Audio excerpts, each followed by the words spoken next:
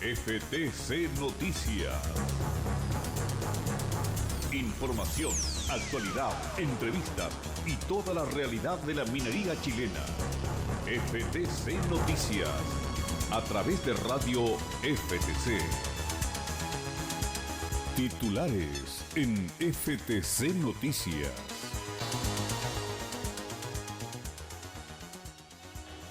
Los empresarios y dueños de las AFPs aterrados. ¿Podría terminar el sistema previsional si el Tribunal Constitucional señala que los fondos de pensiones son de propiedad de los trabajadores? Recurso de una jubilada profesora de Antofagasta puso en tela de juicio la propia reforma que se discute en el Congreso. El gobierno le pide a la Comisión de Productividad que se pronuncie sobre la reducción laboral a las 40 horas. Se confirma que se va a debatir en el Legislativo en la sala de la Cámara en octubre. Sigue el apoyo ciudadano a la iniciativa parlamentaria. Los delitos más complejos aumentan en la región metropolitana, también en la zona oriente y en las capitales regionales. La promesa de mayor seguridad del gobierno se cae a pedazos, dicen los expertos. El fiscal nacional, Jorge Abbott, pidió un cuaderno de remoción a la Corte Suprema en contra del fiscal regional de O'Higgins, Emiliano Arias.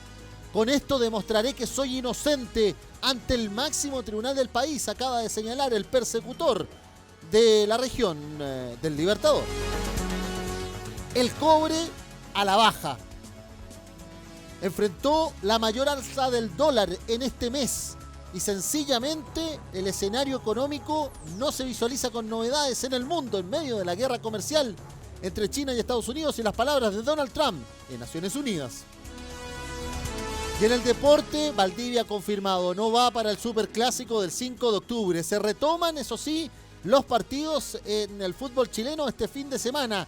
En la primera B la cosa está que arde con Cobreloa con la opción de quedar puntero, aunque Puerto Montt insiste con jugársela por mantenerse en el tope de la división para poder llegar al fútbol profesional que tiene a la Universidad de Chile con Palestino, abriendo también el día sábado la jornada en esta nueva reanudación del balompié nacional.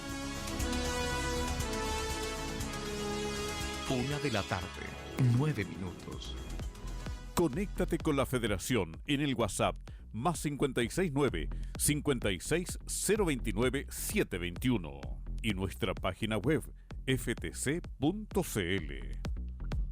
Hola, ¿qué tal? ¿Cómo están? Muy buenas tardes. Bienvenido a esta edición de 25 de septiembre, miércoles de FTC Noticias. Estamos ya en nuestra señal madre, la señal www.ftc.cl, también nuestras aplicaciones, nuestras plataformas digitales, nuestras redes sociales, ya transmitiendo, agradeciéndole a los más de 65 que día a día nos están reproduciendo, que nos están viendo en nuestras redes, también a los más de 2.800 en Twitter, por ejemplo, y cada vez más amigos en Facebook, también en Instagram, y así vamos creciendo, vamos sumándonos cada día más. Ahí está el más 569-560-29721, el WhatsApp de FTC Noticias, el WhatsApp de FTC, y también, como les decía, Mundo Sindical, radiosenvivo.cl/Radio FTC, en este medio de comunicación desde los trabajadores, para los trabajadores y por los trabajadores.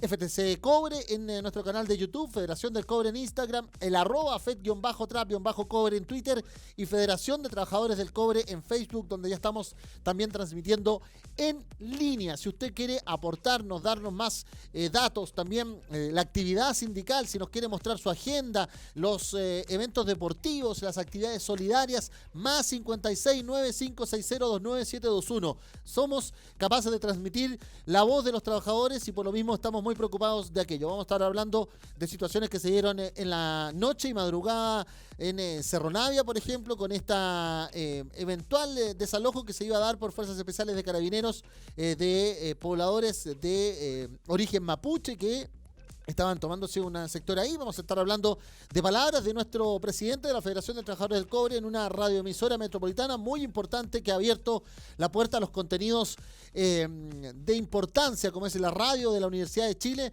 Vamos a estar hablando también de la presencia aún del presidente Sebastián Piñera en Naciones Unidas y todo lo que ha sucedido además en este minuto y que nos llevó a estar sintonizando también las transmisiones en línea de Agencia 1 porque habló el ya suspendido y en proceso de remoción fiscal de O'Higgins, Emiliano Arias. De eso y más vamos a estar en esta edición cuando Santiago está con unos agradables 23 grados camino a 30. Ojo que ya la primavera sencillamente se desbordó y está impactando este 25 de septiembre en la región metropolitana y en gran parte de la zona central del país también. Bienvenidos a esta edición de FTC Noticias.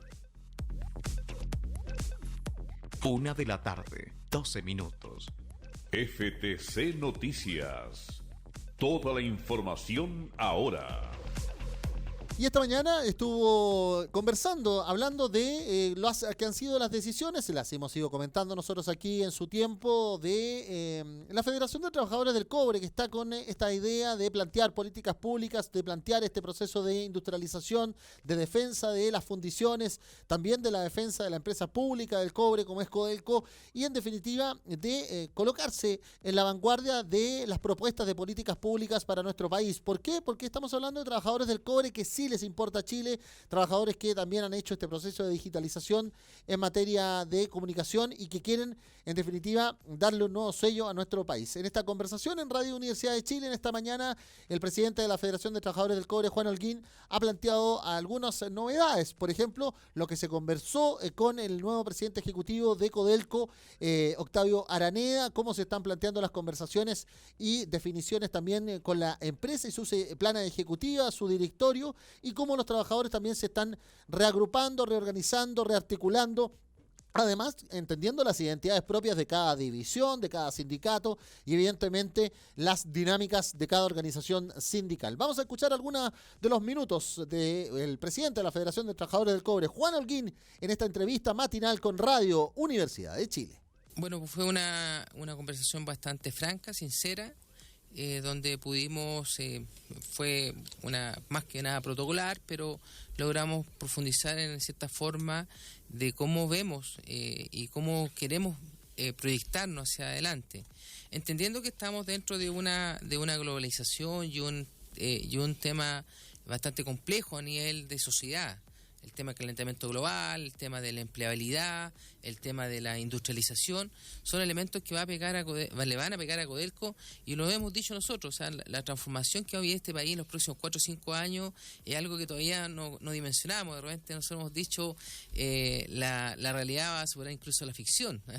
Y es cosa de ver algunos reportajes que han salido últimamente respecto a la transformación, robotización y de que eso va dentro de Codelco, esta transformación. Se ha hablado de la transformación de Codelco y no creemos que no es solo la transformación de Codelco, la transformación de la industria, del país, es que estamos dentro de esa transformación nosotros como Codelco.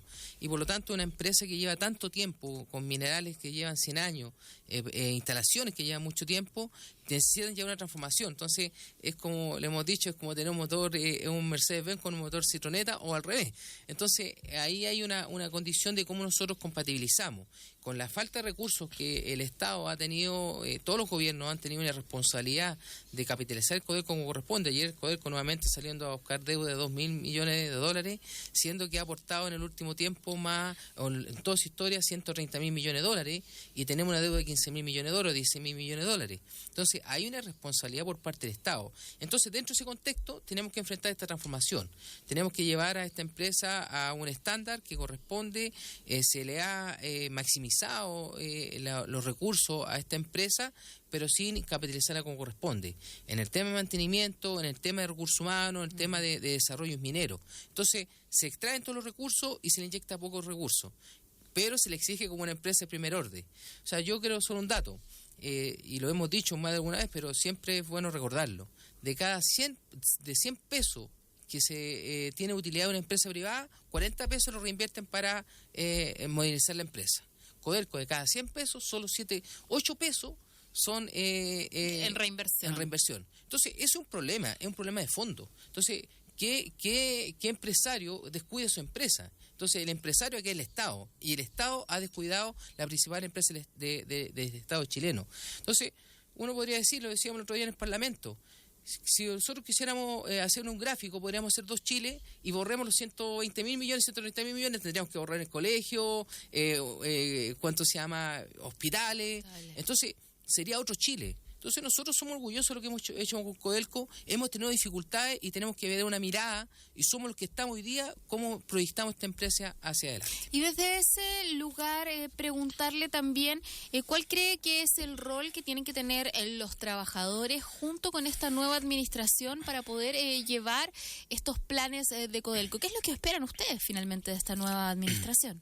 Bueno, primero que se tenga que hacer una transformación pactada. O sea, nosotros tenemos un pacto estratégico y donde a partir del diálogo, el entendimiento, pero un entendimiento sincero, real, concreto, porque nosotros y hay una responsabilidad no solo la empresa, nosotros tenemos que hacer una mea culpa también nosotros.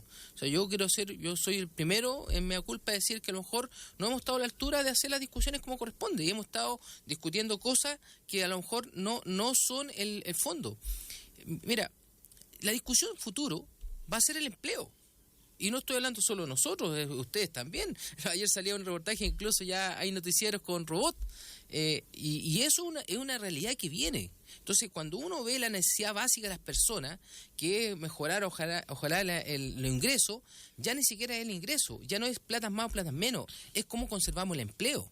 Entonces, hay una discusión de fondo que se está dando que el gobierno y ningún político está dando la discusión de fondo de la próxima década.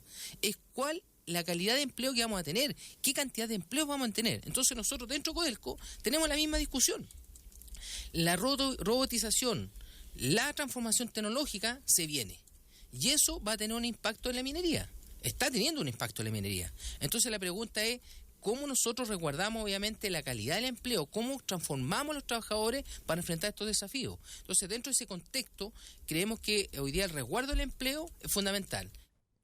Ahí está entonces las primeras señales o puntualizaciones que hace Juan Holguín, el presidente de la Federación de Trabajadores del Cobre, ante los desafíos, los temas que están presentes. Y en vista de eso también, por ejemplo, esta ya señal que ha dado el gobierno, donde el presidente Sebastián Piñera ha entregado un documento, ha oficiado a la Comisión de Productividad para que se evalúe el impacto de la reducción de la jornada laboral, por ejemplo, y en ese sentido, considerado como una solicitud inédita, se va a tener que elaborar un informe para los efectos específicos en salario, empleo, formalidad del mercado laboral y crecimiento económico en esta entidad que, recordemos, encabeza el economista Rafael Berguán. Así las cosas es que estamos enfatizando y planteando los temas de futuro, y es un poco la presencia de el líder de esta organización sindical, de esta Federación de Trabajadores del Cobre, que ha hecho también este proceso de digitalización en la presencia en medios de carácter metropolitano, como es la señal de Radio Universidad de Chile, pero podríamos decir de carácter global a través de su señal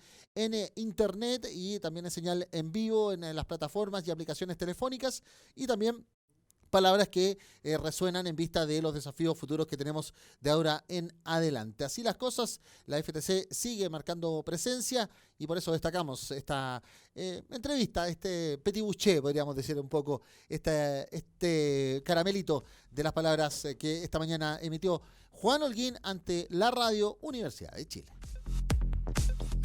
1:00 p.m, 19 minutos. Radio FTC. Actualidad, opinión, información. Bueno, el presidente Sebastián Piñera está culminando ya su presencia en estos 3 largos y agitados días de Naciones Unidas, y hoy en una nueva actividad el mandatario además tuvo la posibilidad de encontrarse y de saludar a la adolescente sueca, la joven Greta Thunberg. Recordemos que su discurso del día lunes arremecido, ayer lo escuchábamos, lo graficábamos también en nuestra emisión habitual, y en definitiva también se ha planteado esta voz de alerta, de alarma que hace esta joven, donde se ha planteado que el cambio climático debe ser una urgencia, debe ser una emergencia, una crisis que hay que enfrentar cuanto antes. En vista de eso, además ella tuvo el primer ejercicio, podríamos decir, de contrapoder, dicen algunos. ¿Por qué? Porque la organización la tenía sentada junto al presidente Sebastián Piñera y otras autoridades, jefaturas de Estado, otros presidentes, y ella no accedió a eso, ella se sentó atrás. ella no es una representante de un gobierno y no tampoco quiere tomarse esas facultades, lo entiende perfectamente, lo asume así y en su alocución además ha planteado otra vez de que ella en definitiva es la voz que clama una solución, pero clama una solución que sea coherente también y que sea científicamente respetable.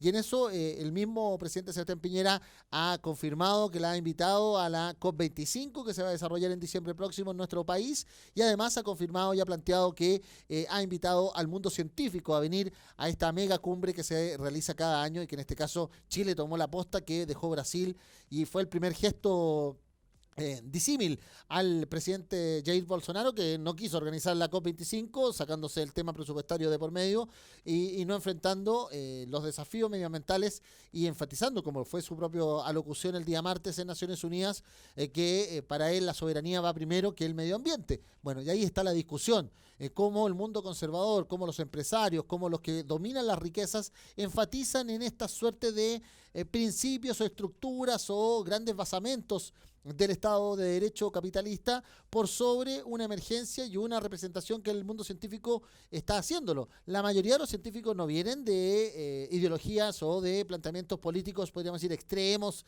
de eliminación de las transacciones y de la economía de mercado, sino que viven en aquellos países donde se ha enfatizado aquello, pero lo plantean desde el mundo científico. Es decir, estamos quemando nuestra casa. Esa es un poco la frase que también alguien tan representativo y tan icónico desde el mundo del espectáculo, del mundo del cine, como es el actor Harrison Ford, como uno de los embajadores del cambio climático en Naciones Unidas, también lo enfatizó. El Amazonas no tiene que ver con que no sea el pulmón o no del mundo, es el gran pulmón que logra absorber a través de su selva el dióxido de carbono y por lo tanto baja la temperatura o la regula. Por lo tanto, cuando hay un incendio de 240.000 hectáreas en el Amazonas, sencillamente es una emergencia climática que hay que enfrentar. Bueno, en vista de los resultados, de los números, de lo que vayan a hacer ahora las evaluaciones y balances, vamos a recordar las palabras ayer por la tarde del presidente Sebastián Piñera en la asamblea, la 74ª que se realiza en Nueva York, en Naciones Unidas, palabras del mandatario chileno enfatizando el tema del medio ambiente y el cambio climático. Hace unos días el New York Times publicó en su portada: un cuarto de la humanidad enfrenta problemas graves de abastecimiento de agua. Y dentro de esos países, Chile, México, India, el norte de África y California estaban entre los más vulnerables.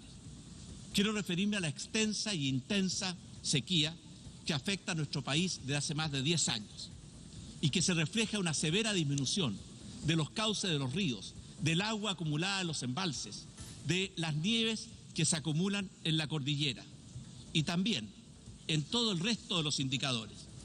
Por eso estamos enfrentando con un sentido de urgencia, pero también con un sentido de eficacia. Por eso hemos dictado decretos de escasez hídrica y emergencia agrícola para asegurar el abastecimiento de agua a la población e ir con ayuda a los pequeños y medianos agricultores que tanto sufren con la sequía. Estamos incorporando tecnologías modernas de mejor uso del agua en todos los sectores de nuestra economía, incluyendo el riego tecnificado en el sector agrícola. Estamos acelerando un plan de construcción donde hemos priorizado 26 embalses y además avanzando en un plan de recarga de los acuíferos naturales que existen bajo el suelo de nuestro país. Y por supuesto mejorando la reutilización de las aguas a través de tratamiento de aguas grises y de aguas servidas.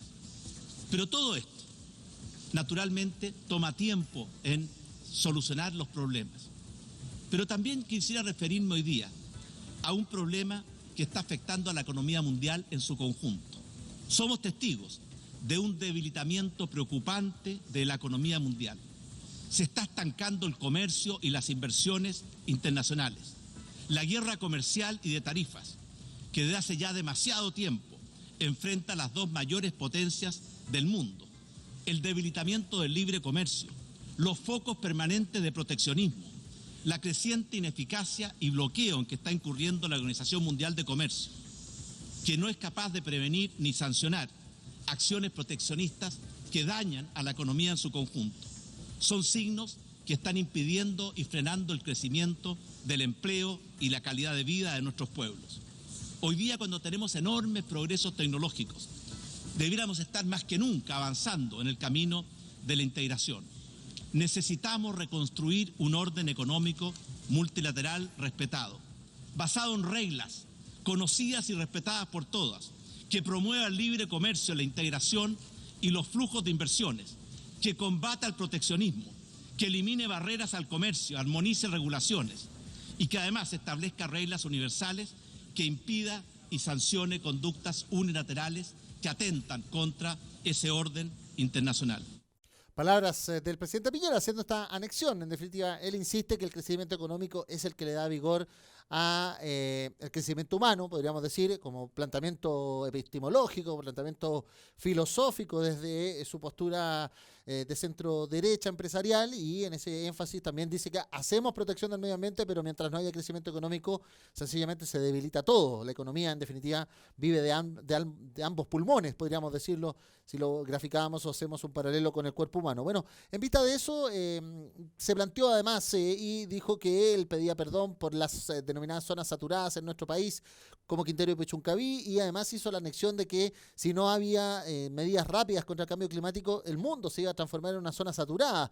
Palabras que resonaron algo huecas, algo impertinentes, muy molestas en las organizaciones de Quintero y Puchuncaví. Escuchamos y vimos durante la tarde-noche comunicados y énfasis en redes sociales de que era bien sintomático de parte de Piñera que se plantee eso de manera internacional, pero en la interna solamente hay un plan de descontaminación cuando hay crisis y hay unas medidas reactivas, y no haya una reevaluación, por ejemplo, de toda la zona privada, estas más de 15 empresas del ámbito privado, no solamente NAP y Codelco ahí en Ventanas, que también son parte y responsables de lo que sucede ahí en esa bahía norte de la región de Valparaíso, que decir también de los buques y de la manipulación de combustibles e hidrocarburos en el mar. Ya escuchábamos una denuncia el fin de semana por pescadores al respecto. Bueno, énfasis que además tuvieron una nueva incursión del presidente de Bolivia, Evo Morales, quien reiteró que el tema marítimo para su país es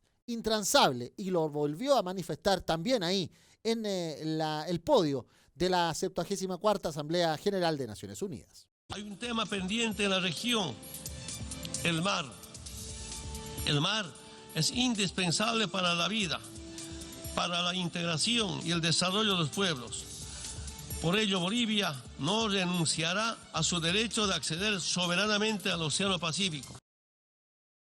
Palabras de Evo Morales entonces, enfatizando nuevamente aquello. ¿Qué viene ahora? Piñera cierra con algunas actividades más, enfatizando el tema de Venezuela, enfatizando también misiones o reuniones del canciller Teodoro Rivera, mientras, por ejemplo, un país que sigue teniendo signo de izquierda, sigue siendo gobernado por el Frente Amplio uruguayo, el país oriental, ahí en la República Oriental del Uruguay, ha señalado que él se retira del TIAR, este tratado de, en definitiva, creado, señalado en su minuto en la Guerra Fría, que se ha señalado como el mecanismo que pueda impulsar algún reparo más firme al gobierno de Nicolás Maduro. Nicolás Maduro, que además en esta jornada, también en redes sociales, ha manifestado el otro lado del poder global, podríamos decir. Él está, mientras estaba pasando lo de Trump, Bolsonaro, Piñera y otros en Naciones Unidas, también la canciller Angela Merkel desde Alemania, en Moscú, Vladimir Putin, que no fue a la Asamblea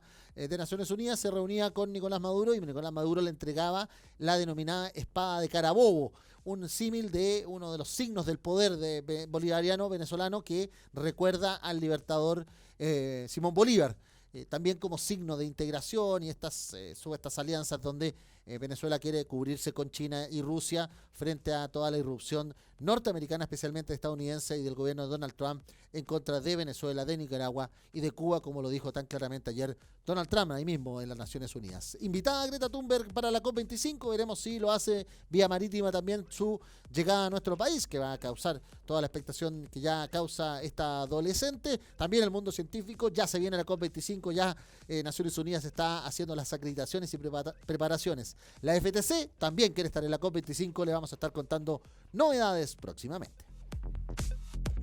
1:30 p.m. Radio FTC. Actualidad, opinión, información. Bueno, hoy la Fiscalía Nacional ha entregado un comunicado. Dice, tras conocer el informe del fiscal regional de Antofagasta, Alberto Ayala, quien dio a conocer y dio por acreditados 5 cargos formulados por el fiscal al fiscal regional de O'Higgins, Emiliano Arias, propuso aplicar la máxima sanción contemplada de la Ley Orgánica del Ministerio Público, y el fiscal nacional Jorge Abbott decidió iniciar un proceso de remoción ante la Corte Suprema, pero sancionándose además por los hechos investigados con la medida disciplinaria de suspensión de funciones de 2 meses con goce de media remuneración, la segunda sanción de máxima gravedad. Si bien en su resolución el fiscal nacional acogió todos los argumentos planteados por el fiscal Ayala, la máxima autoridad no tiene atribuciones para remover a un fiscal regional, razón por la cual iniciará el proceso de remoción ante la Corte Suprema, el máximo tribunal del país, una vez que concluyan los plazos de reposición, porque en materia legal hay que recordar usted que existe esta denominada fase. El fiscal Arias puede pedirle reponer la sanción y no iniciar el proceso de remoción. Algunos dicen que para qué, si ya está planteado solamente para que se rechace, o para que se deje pasar el plazo y vamos a la Suprema. Bueno, la solicitud de remoción ante la Corte Suprema será fundamentada en contra de Arias por el mal comportamiento y negligencia manifiesta en el ejercicio de sus funciones, conforme a lo dispuesto en el artículo 89 de la Constitución Política de la República y el 53 de la Ley Orgánica Constitucional del Ministerio Público, 19.640. El fiscal regional de O'Higgins fue sancionado por entregar información reservada a terceros, no haber puesto en conocimiento del fiscal nacional una investigación penal donde Arias figuraba como imputado, no haber adoptado medidas para investigar evidentes filtraciones en los casos Iglesias y Cabal, ordenar a un asistente informar a un periodista de antecedentes reservados del caso Iglesias y negar apoyo a la Fiscalía de Alta Complejidad a una fiscal que llevaba el caso Cabal. Por eso la Fiscalía Nacional, a través de Antonio Segovia, su vocero en esta ocasión, ha informado aquello. Lo escuchamos a continuación. Bueno, como señalé recién, habiendo concluido el sumario administrativo instruido en contra del fiscal regional Emiliano Arias y habiendo recibido la propuesta formulada por el fiscal que tramitó el sumario, que es el fiscal regional Alberto Ayala, el fiscal nacional ha decidido lo siguiente. En primer lugar, acoger la propuesta de sanción que formula el fiscal Alberto Ayala, quien tuvo por plenamente acreditados los 5 hechos por los cuales se instruyó el sumario en contra del fiscal Arias. El fiscal Ayala solicita la aplicación de la medida de remoción del cargo del fiscal Arias. Sin embargo, cabe tener presente que, de acuerdo a lo que establece nuestra Constitución Política y la Ley Orgánica Constitucional, el fiscal nacional está impedido de remover él personalmente a un fiscal regional. Un fiscal regional solo puede ser removido por orden de la Excelentísima Corte Suprema. En consecuencia, como resultado del sumario administrativo, se le impone la máxima sanción que el ordenamiento jurídico permite en este caso, que es la suspensión del ejercicio de sus funciones por un plazo de 2 meses con goce de media remuneración.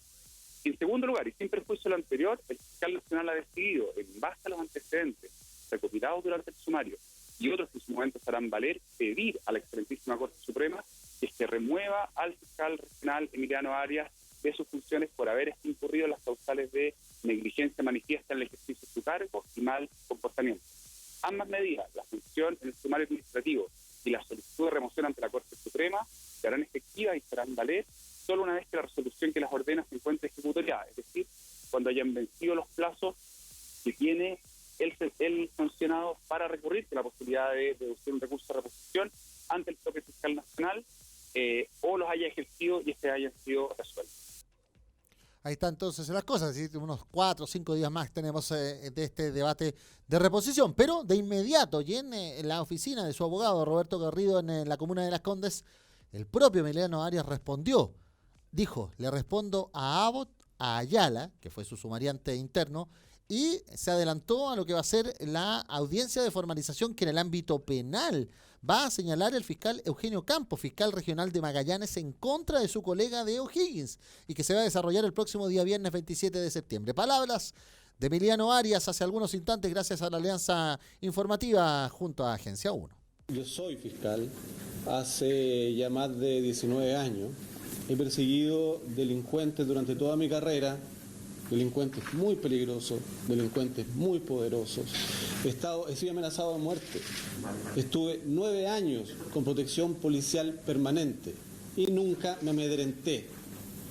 Estas resoluciones ilegales y arbitrarias no me van a amedrentar y voy a luchar por lo que considero justo hasta el final, que es mi inocencia.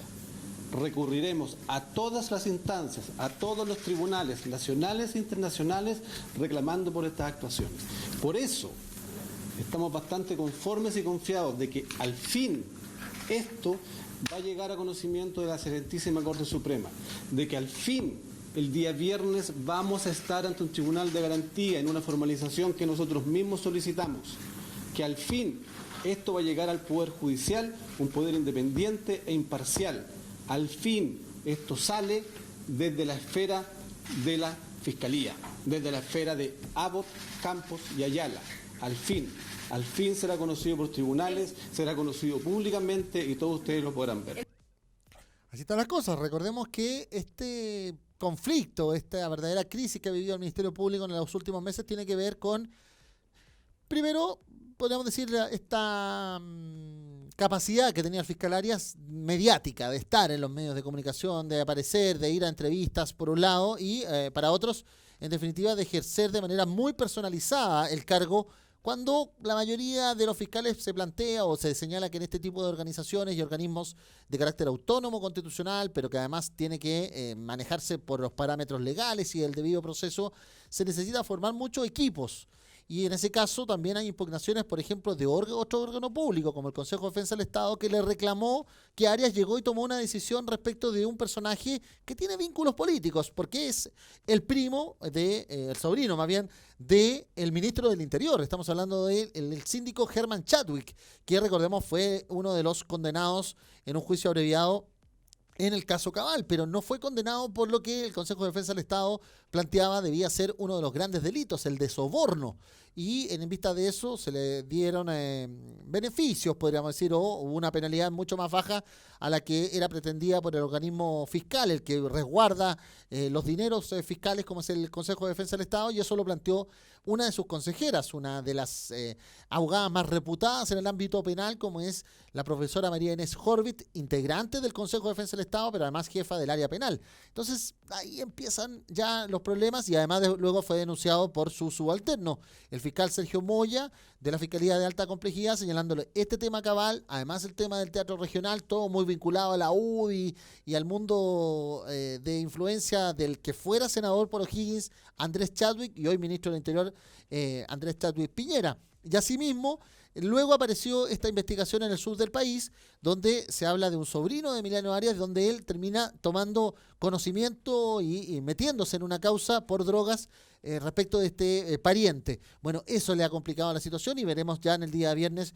cuál va a ser la imputación oficial en materia penal. Esta es la disciplinaria, al interior de la organización, al interior del Ministerio Público, que tiene que salir, porque así lo mandata la Constitución, hacia la Corte Suprema a iniciar este proceso de remoción. ¿Han sido removidos otros fiscales regionales? Sí. Recuérdelo usted, el año 2005 fue Esmirna Vidal, la fiscal regional de Araucanía, la removida por Guillermo Piedrabuena, el primer fiscal nacional, solicitada la remoción y aprobada por el Pleno de la Corte Suprema en su mayoría, producto de también crisis en el denominado caso del senador Jorge Lavandero.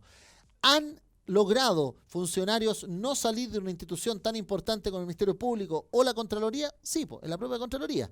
Doris, la subcontralora, ella logró, Doris Campos, logró no ser removida de su cargo, producto también de un proceso que se llevó ante la misma Corte Suprema en otra instancia, porque tienen otras posibilidades legales, otros recursos.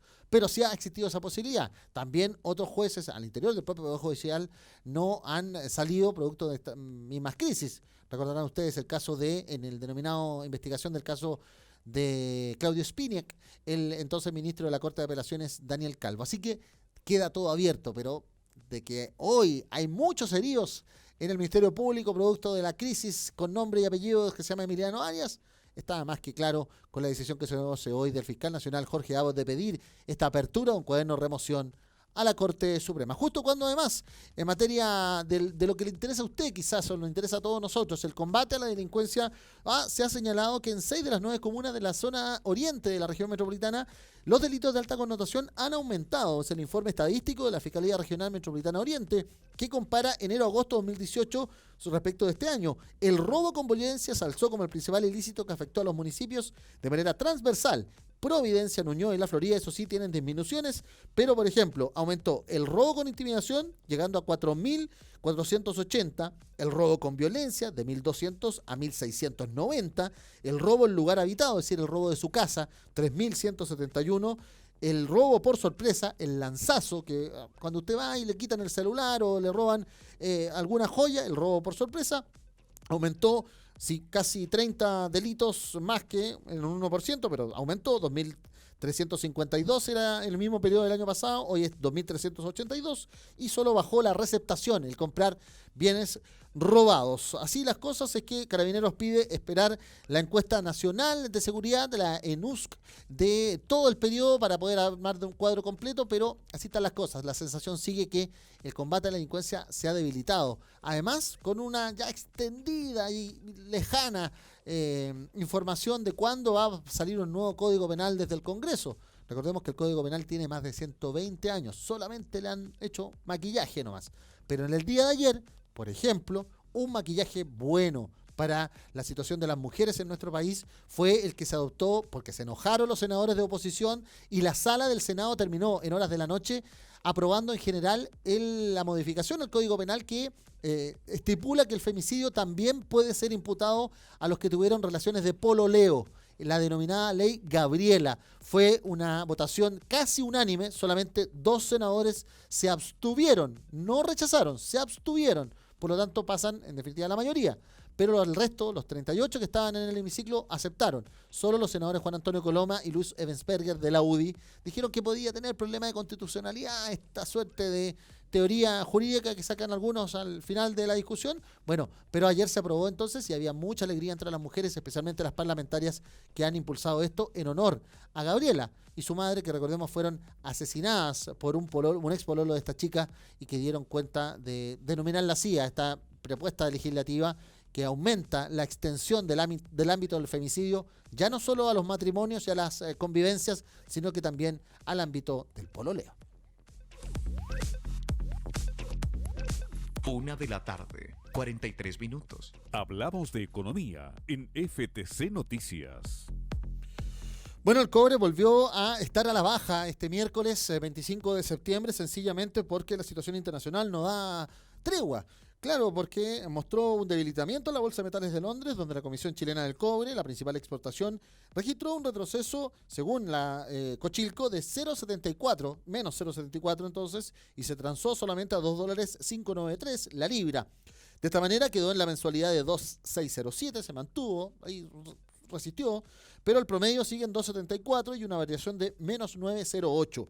Así las cosas es que el dólar se alzó ya, pero está por sobre los 730 pesos, 740 lo han encontrado en algunas localidades en las casas de cambio, y eso hace que en definitiva la guerra comercial, claro, le sirva a Estados Unidos porque aumenta el peso y se robustece el dólar, pero no nos sirve al resto de las monedas, y ahí es donde está la complicación, y si los inversionistas prefieren comprar dólares que comprar materias primas más durables, como en este caso el cobre, el platino, también el aluminio o el zinc, en ámbitos de estas cotizaciones en las grandes bolsas de materias primas en el mundo. Shanghái por un lado y Londres, las dos que podríamos decir sopesan los precios internacionales. Y bueno, en otra materia que nos tiene que ver también con nuestro destino final, cómo vamos a terminar nuestra última etapa o la nueva etapa de la vida, como le dicen otros también, a la adultez mayor.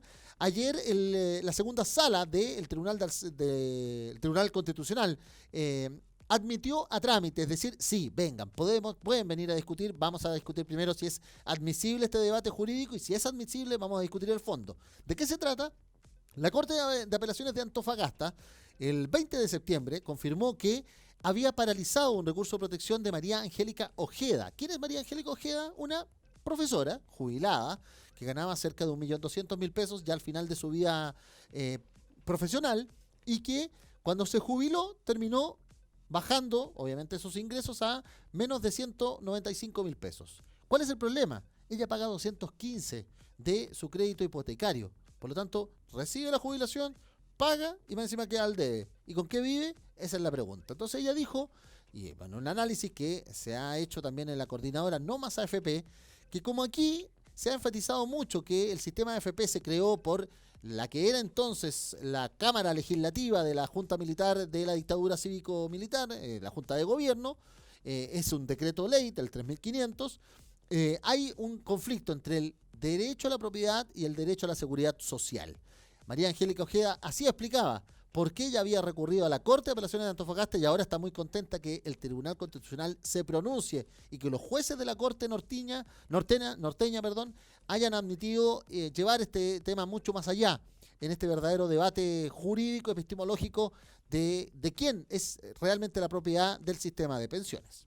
Con respecto a cómo viven las personas de la tercera edad, que viven en malas condiciones, con problemas de salud, pero además con problemas de sobrevivencia. Uno no lo ve cuando está activo laboralmente trabajando, pero hoy día nosotros cuando constatamos la realidad nos damos cuenta de que este sistema de pensiones debería cambiar. Pero la verdad es que nosotros no esperamos la devolución de la plata completa, nosotros queremos previsión social, queremos pensiones dignas, queremos que de alguna manera se resuelva el problema de muchos chilenos que viven en situación de pobreza. Yo antes no era pobre, hoy día soy del último quintil de pobreza porque no me alcanza para vivir lo que yo gano. ¿Ah? Facilita la frase. Así está la discusión. Y esto ha sido respaldado ya por la coordinadora No Más AFP, su principal líder, el dirigente sindical bancario Luis Mesina, también plantea por qué es importante que el Tribunal Constitucional zanje esta discusión. De región del país se pronuncie y tenga la valentía y el coraje de enfrentar a quienes por tantos años han tenido capturado nuestro ahorro y nos han mentido de manera descarada, diciéndonos que la propiedad nos pertenece. ¿De qué depende que este Tribunal Constitucional finalmente termine legislando y aplicando derecho más que se remita solamente a la norma? Solo depende de la posibilidad que la ciudadanía ejerzamos el legítimo derecho a presionar. La ley no es más que la expresión de las correlaciones de fuerza. Bueno, eso es una explicación. ¿Y qué es lo que ha sucedido? Que son recursos de protección que están pidiendo esta devolución de fondos de pensiones. Se han declarado admisibles las Cortes de Serena, Rancagua, Antofagasta, Arica, Punta Arenas, Coyhaique, Chillán, Santiago, Valdivia, Valparaíso, Temuco. Y además se han declarado inadmisibles en otras cortes. Solamente se ha requerido al Tribunal Constitucional por Antofagasta y las otras están en calidad de apelado en algunos respecto de las distintas AFPs, Capital, Hábitat, Cuprum, etcétera. Bueno, hoy el diario El Mercurio, que sabemos que es un diario de editorial empresarial, ha enfatizado que el Tribunal Constitucional, con su conformación de 2001, que precedía el abogado y jurista Juan Colombo, dijo que es lícito fijar límites a la propiedad de los fondos de pensiones para seguridad social. Esto por un requerimiento de los hoy parlamentarios oficialistas. En ese tiempo eran los senadores de oposición de la entonces Alianza por Chile, hoy Chile Vamos. Bueno, en ese momento se sostuvo que a nuestro ordenamiento el acceder a la seguridad social conlleva restricciones y disciplinas que se traducen en serias limitaciones a la propiedad y sus atributos. Así las cosas, es que es de interés general de la nación que los que se encuentran incapacitados para trabajar por vejez, invalidez u otra causa igualmente calificada tengan una vida digna alcanzada gracias a la seguridad social. Con todo, el tribunal apuntó que para resguardar ese interés general y superior es constitucionalmente lícito establecer limitaciones a la propiedad, ya que la dignidad del hombre se consagra en la portada de la Constitución y es su piedra angular. El tema es que, claro, era quizás otra conformación, quizás qué es lo que vayan a decir los actuales ministros, pero ya está admitida a trámite, ya está ahí en alzada y estaban muy contentas las organizaciones que encabezan aquellos. Ayer también se escuchaba al superintendente de pensiones, Osvaldo Macías, señalar que el problema era que si liberábamos los fondos, nadie podía resguardar que las personas se encargaran de cuidar esos dineros en vista de que van a vivir más. El otro tema tiene que ver con cuando se enfatiza tanto la libertad individual. ¿Por qué no se plantea que las personas tienen esa libertad de manejar sus fondos? Otros dicen, claro, las personas son algo hipócritas, porque cuando se les entrega estos dineros, se los gastan en consumo. Pues se pone mucho el énfasis en Perú, lo acaba de decir el vocero de las actuales administradoras de fondos de pensiones, el empresario Andrés Santa Cruz. Se liquidaría, sería el hecatombe del sistema previsional, porque para también los expertos más críticos del sistema de capitalización individual, el tema se trata con que es la cotización de tu sueldo. Los sueldos no son regulares en Chile, el trabajo no es indefinido en Chile y además uno pasa por lagunas porque a veces queda por años sin empleo. Eso por un lado. Y por el otro lado está el tema de que las personas de todas maneras terminan recurriendo al Estado para algún tipo de ayuda. Por lo tanto, la recarga es mucha y volveríamos a crear un sistema que se haga cargo de la irresponsabilidad individual, dicen otros. Son los debates que quedan planteados. Veremos quiénes se van a ir a inscribir a este mismo debate ahí en el Tribunal Constitucional de ahora en más, en vista de lo sucedido con esta situación. El gobierno además ha salido nuevamente por otro punto y al cierre, a enfatizar las medidas de la emergencia hídrica en la región de Valparaíso. Lo hablaron el ministro Alfredo Moreno de Obras Públicas y Antonio Walker de Agricultura. Para muchos ya es muy tarde, eso no va a servir, pero vamos a estar muy atentos también con aquello. Hay mucha preocupación en las zonas interiores de las provincias de Aconcagua, también hacia el norte, y las provincias y comunas interiores de Coquimbo también y Atacama. Ojalá las noticias sean más aciagas y las medidas sean efectivas, plantean desde el mundo social en las distintas regiones donde están absolutamente golpeados por la sequía, mientras que otros también plantean que más que sequía es saqueo, porque se ha privilegiado la producción de palta y aguacate en vez de la vida de animales y de las personas en los lugares. 1 de la tarde, 51 minutos. Es la hora del deporte en FTC Noticias. ¿Sabe cuánto le cuesta a Colo-Colo, Jorge Valdivia, por minuto? 722.000 pesos. Sí, pues, ese es el cálculo que se ha hecho. Son 26 meses del mago en Pedrero, desde el 2017 hasta ahora, y solamente ha jugado muy poco. Podría haber jugado 1.800 del 2017 y jugó 1.200. Podría haber jugado 3.800 del 2018 y jugó 2.200. Y podría estar jugando 2.160 minutos este 2019 y ha jugado 902. ¿Ah? Y ahora más encima el mago se desgarró, estará varias jornadas fuera de las competencias, entre lesiones y suspensiones. También ha sido solamente un trago amargo en Colo-Colo. Blanco y Negro dice que quiere explicaciones de Espina por la malísima segunda rueda. Se volverá a tratar el tema también de Agustín Orión, y Colo-Colo está enfrentando esta nube negra antes del Superclásico, el que va a enfrentar con la Universidad de Chile el 5 de octubre y que pretende poder mantener la racha de 18 años invictos y ganando en el Estadio Monumental, en la casa de los Albos, ahí en Pedreros, en Macul, definitivamente. Palabras de Jorge Cheire, el médico de Blanco y Negro de Colo-Colo, enfatizando la lesión de Jorge Valdivia. Jorge Valdivia tuvo una rotura de una cicatriz en el isquiotibial, en el bíceps femoral izquierdo. Hicimos un tratamiento con plaquetas, tratamiento plaquetario, para mejorar las condiciones de su cicatrización. Lo que él tenía es una adherenciolisis propiamente tal, y el tiempo de recuperación aproximado es de entre 3 y 4 semanas según la evolución clínica. Eso lo vamos a ir viendo semana a semana. Marcos Volados tuvo una contusión en el cuádriceps, en su muslo derecho, hace aproximadamente 10 días, y la verdad es que está reintegrándose a los entrenamientos de forma progresiva esta semana. Por lo tanto, podría ser una alternativa para este fin de semana. Y finalmente, Cristian Gutiérrez tiene un edema del sóleo en la pierna derecha, y está haciendo el reintegro deportivo actualmente, y se considera que pudiera estar en una semana más en condiciones de poder estar jugando.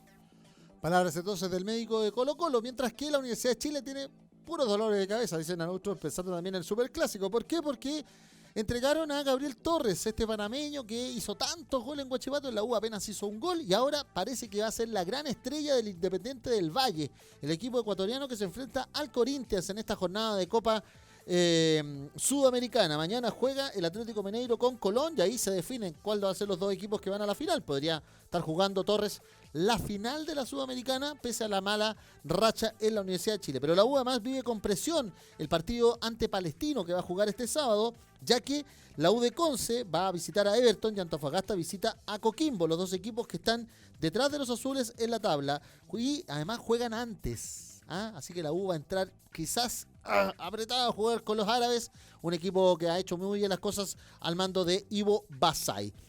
Para cerrar, vamos por chilenos por el mundo. Claudio Bravo tuvo un tranquilo retorno al arco del Manchester City, avanzó a la cuarta ronda de la Copa de la Liga de Inglaterra. Luego de casi 2 meses como suplente, el chileno jugó en los Ciudadanos ante el Preston North End, que terminó con un 3-0 a favor de los Citizen. También celebró Maripán en la Liga 1, la Liga de París, de Francia, perdón, el Mónaco consiguió una primera victoria en el torneo francés por 3-1 ante el Niza como local, donde Maripán fue titular de la escuadra monegasca.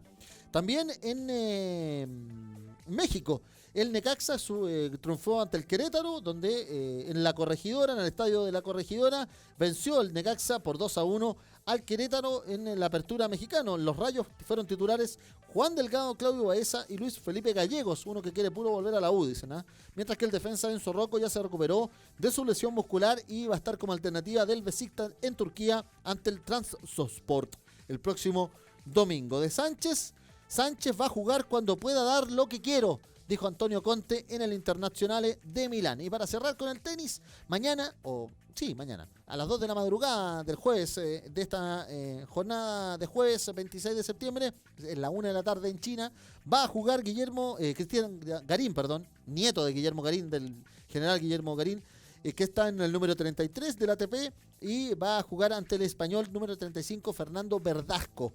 Va a jugar por los octavos de final y espera que el tanque entonces pueda avanzar en uno de los ATP 250 que podríamos decir donde mejor se la ha visto, jugando muy bien en las últimas jornadas ante Verdasco de España, que tiene 35 años, ¿eh?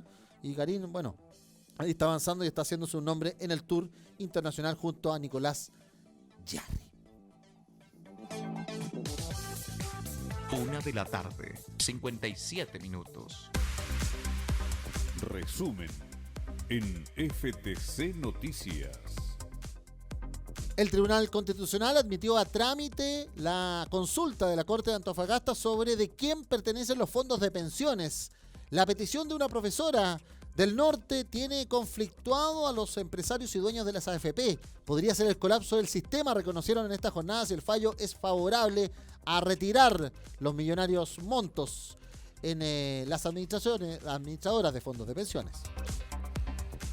A la Comisión de Productividad va la jornada de 40 horas. El proyecto fue en consulta inédita desde La Moneda al grupo que encabeza el economista Rafael Berguán. Sigue el respaldo ciudadano, mientras que se confirma que el proyecto va a ser votado y discutido en sala en la Cámara de Diputados en octubre próximo.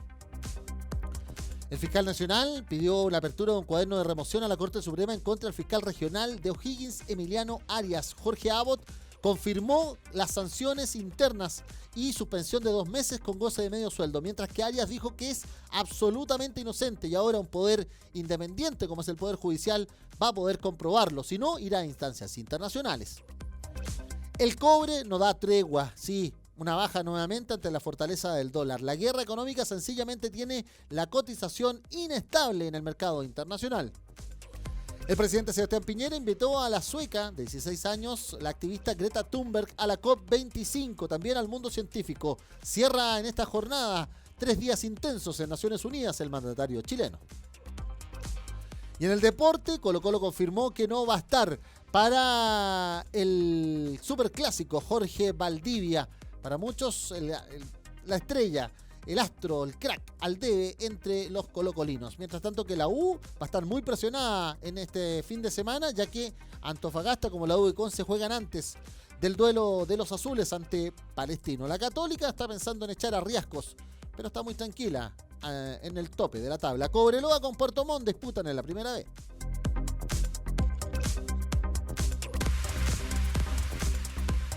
El tiempo en FTC. Yo les doy el pronóstico del tiempo. Vamos de inmediato, va a actualizar Santiago. Está con 26 grados. 26 grados, claro, con 32% de humedad relativa en el ambiente. Vamos para 28. Se ha ajustado un poquito. Decía 30 ayer por la noche, pero ya quedó en 28 de máxima en esta jornada. Así el pronóstico general va a terminar con Arica con 17 grados y cielos nublados. En Arica y Perinacota, cielos nublados con nubosidad parcial para Iquique, 18 grados. Antofagasta tiene 16 grados con cielos despejados. Copiapó tiene 20 grados con cielos despejados. Serena y Coquimbo tiene 15 grados con nubosidad parcial variando a despejado. Valparaíso tiene 13 grados con cielos nublados. Rancagua tiene 27 grados con cielos nublados. Ahí entonces el saludo a todas las divisiones de Codelco, vamos a hacer de una sola pasada. División Chuquicamata, Radomiro Tomic, Ministro Ales, Gabriela Mistral, los trabajadores funcionarios y amigos del edificio corporativo ahí en Calama, también los trabajadores de Labra, los de la división El Salvador, los más de 230.000 trabajadores de la minería privada, los trabajadores, dirigentes y familia minera de la Fundición y División Ventanas por la costa en Quintero Puchuncaví, también Andina por la cordillera junto a los sindicatos de Anglo American, Gerardo Rivera, Chagre, Soldado, Los Bronces, y la división El Teniente, como siempre, acá en la región del Libertador. Talca tiene 25 grados con cielos despejados en el Maule. Los mismos 25 grados en Chillán para Ñuble. 21 grados para Concepción con cielos despejados pero vientos de 40 kilómetros como máxima. 24 grados con nubosidad parcial para la Araucanía, ahí en el sur del país. 21 grados con nubosidad parcial para Los Ríos y Valdivia por la costa. La Bella, Panguipulli también con algo de 21 grados en la zona lacustre. 16 grados para Puerto Montt. En Los Lagos con nubosidad parcial. Sigue el dilema en Puerto Octavio. Un gran abrazo a todos los vecinos, trabajadores y todos los que sufren el dilema del agua potable ahí en la zona lacustre de Los Lagos. Coyhaique con 18 grados y cielos nublados en Aysén. 9 grados con nubosidad parcial, vientos de hasta 80 kilómetros en Punta Arenas y Magallanes. 0 grados con cielos cubiertos y neblina y vientos de hasta 60 kilómetros en la Antártica. 16 grados con cielos despejados, vientos de hasta 40 kilómetros en Juan Fernández. Y 21 grados con nubosidad parcial para llegar a cielos nublados en Rapa Nui, la isla de Pascua. Miércoles 25 de septiembre nosotros empezamos a cerrar esta edición de FTC Noticias. Mundo Sindical, radiosenvivo.cl/Chile Radio FTC, www.ftc.cl. Radios en vivo, como siempre, en nuestra aplicación y la señal de radio por nuestra propia página FTC o FT Cobre o FTC Obre en YouTube, Federación del Cobre en Instagram, @FED_Trap_Cobre en Twitter, el más 56560297221 es nuestro WhatsApp y la transmisión en línea que ustedes también están viendo, algunos en sintonía como siempre en la red social de Facebook, Federación de Trabajadores del Cobre. En nombre de Cristian Quesada, Felipe Barrales en dirección, imágenes, sonido. Que tengan un lindo día miércoles, disfruten ya de esta primavera, nos estamos escuchando y viendo en el resto de esta semana también. Un gran abrazo desde la Federación de Trabajadores del Cobre, los trabajadores que sí les importa Chile. Fue FTC Noticias, a través de Radio FTC.